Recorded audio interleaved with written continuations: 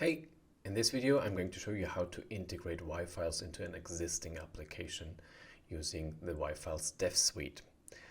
So let's take a look. First I make sure that the yFiles dev suite is actually running. This launches the dev server for me. And here it is. And there's this option, this menu entry, which is all about creating your own yFiles application.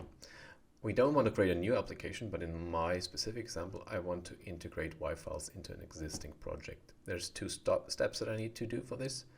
And the first one is to actually load the npm package for yFiles, which is part of the evaluation, into the project. So let's take a quick look at the project. This is a very simple project that I just scaffolded. This is the default Vite version 4.3.9 template, so it's just an example that uses Vite. And what I need to do is I need to add the npm module to this installation. So conveniently, the dev suite allows me to copy the command. So I'm just copying over here. Then I'm opening the terminal and doing pasting the installation. So this automatically added the dependency to my files.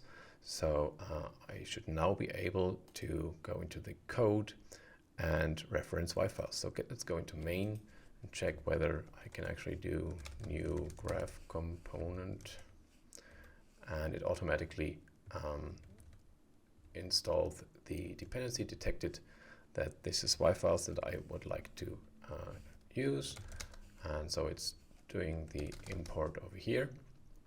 And in order to make something useful, I need to provide a div element that will be used for the graph component. So knowing that the application already has a div element, I can just grab the div element over here.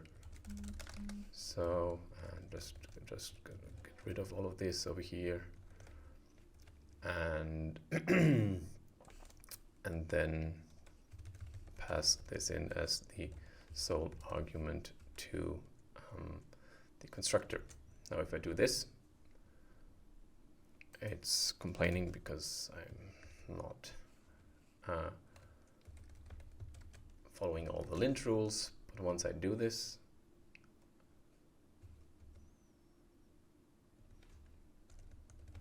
and get rid of the remaining code over here, the application loads, and we see that there's a very small graph component in here. That's because the size of the graph component, the div, is too small. There is no size. Let's take a look at the app, and let's just either take a look at the style. I guess there should be app somewhere over here. And let's just give this a min width of 500 pixel and a min height of 400 pixel, for example. And now we get to see the graph component. And there's a problem because we haven't specified the license for yFiles. And this is something that we need to fetch from the installation. And one way to do that is go back to the dev suite and open the package in the file browser. So this is the file, and if you look, there should be in lib, there should be a license JSON file. So I'm just copying this one over and copying it to my sources.